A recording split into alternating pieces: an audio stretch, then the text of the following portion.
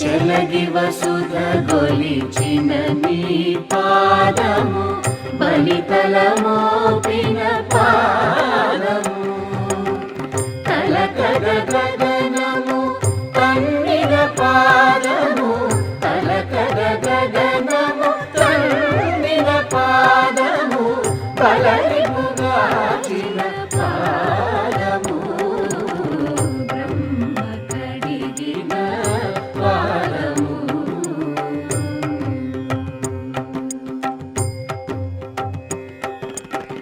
పరమయోగు కలియుగ కాలంలో మానవులను రక్షించడానికి, పరీక్షల నుంచి రక్షించడానికి ఇక్కడ స్వయంగా మహావిష్ణువే వెలిశారు అన్నది నమ్ముతారు.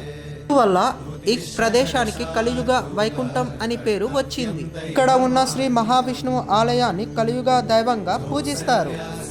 శ్రీ మహావిష్ణువు రూపమైన వెంకటేశ్వర స్వామి అవతారం ఒకటి. హలో వ్యూయర్స్, నమస్తే, welcome to Tej blogs. Govinda Hari Govinda కార్యక్రమానికి స్వాగతం, సుస్వాగతం.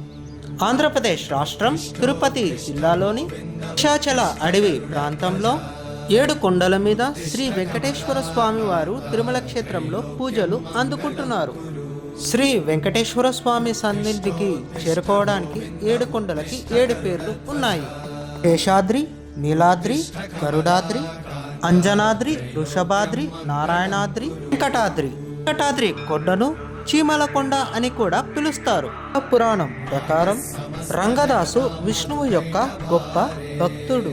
అతని తీర్థయాత్రలో భాగంగా దేవతల ఆరాధన కోసం తిరుమల కొండకు వెళ్లే మార్గంలో నాథ మహర్షి వద్దకు చేరాడు. వారి సన్నిధిలో స్నానము ఆచరించి చింత చెట్టు కింద మహావిష్ణువుని దర్శించుకున్నారు. దాసు ఒక దేవత చుట్టూ ఒక కఠినమైన గోడను నిర్మించాడు. శ్రీ మహావిష్ణువు ఆరాధన కోసం పువ్వులను ప్రతిరోజు సరఫరా చేయడం ప్రారంభించారు. రోజు గంధర్వరాజు మరియు రంగదాసు గారు అతని స్త్రీలచే పరిజ్ఞానంలో మునిగిపోయారు. సమయంలో రంగదాసు గారు పూలు సరఫరా చేయడం మర్చిపోయారు. ఒక దేవత తనను తాను బహిర్గతం చేసుకొని లొంగిపోయానని రంగదాసుతో చెప్తారు. రంగదాసు చేసిన సేవకు అంగీకారం తెలుపుతూ ఒక సంస్థానానికి పాలకుడిగా జన్మ ఎత్తుతానని దేవత రంగదాసుని దీవిస్తుంది. దేవతలకు సేవలు చేస్తూ ఉన్న సమయంలో దంపతులైన సువీర నందిని కుమారుడుగా తొండమాన్ జన్మిస్తారు. మహారాజు ఒకరోజు వేటకు బయలుదేరిన సమయంలో ఒక ఆవు మంద సహాయంతో ఒక చింత చెట్టు కింద మహావిష్ణువుని దర్శనం చేసుకుంటారు. చాలా తీవ్రమైన ప్రభావంతో ఇంటికి తిరిగి వస్తారు. తండ్రి వారసుడైన తొండమాన్ వారసత్వాన్ని, రాజ్యాన్ని పరిపాలిస్తారు. ఆదివారాహుడు ఇచ్చిన ఆదేశాల ప్రకారం ఒక మూసి ఉన్న ఆభరణను మరియు ద్వారగోపురాన్ని నిర్మిస్తారు. మానస ఆగమం ప్రకారం దేవతలను క్రమం తప్పకుండా పూజించేలా ఏర్పాటు చేస్తారు. తొండమాన్ కలలో వెంకటేశ్వర స్వామి కనిపించి తాను శిలగా మారిన చోట ఆలయం నిర్మించమని కోరుతాడు. 7 కొండలపై వెంకటేశ్వరుని ఆలయం ఏర్పడింది. ప్రస్తుతం తిరుమలలో ఉన్న వెంకటాద్రి అని పేరు పెట్టడం జరిగింది. ఈ తిరుమల వెంకటేశ్వర స్వామి ఆలయం పూర్వం 200 సంవత్సరాల నుండి 300 సంవత్సరాల మధ్యలో వివిధ దశల్లో నిర్మించడం జరిగింది. తిరుమల వెంకటేశ్వర స్వామి ఆలయంలో పాలు, తేనె, నెయ్యి, పాలు, తులసిమాల వంటి ధృవ పదార్థాలు ఓ స్వగ్రామం నుంచి వస్తాయి.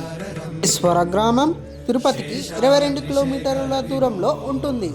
తిరుమల వెంకటేశ్వర స్వామి ఆలయ పరిధిలో తలలీనలు సమర్పించడంతో మొక్కులు తీరుతాయి అన్నది భక్తుల నమ్మకం. శ్రీ వెంకటేశ్వర స్వామిని దర్శించుకున్న తర్వాత వారి ప్రతిరూపాన్ని మర్చిపోవడం మరొక విశేషం.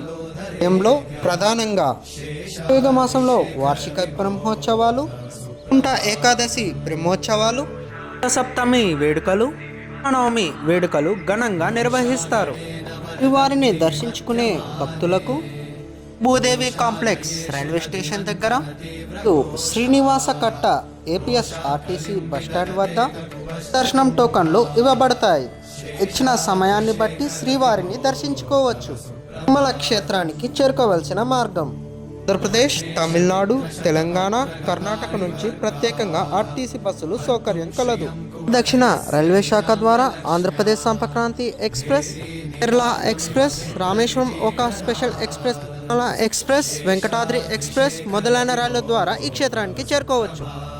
ఈ వీడియో నచ్చినట్లయితే లైక్ చేయండి, షేర్ చేయండి, సబ్స్క్రైబ్ చేయండి.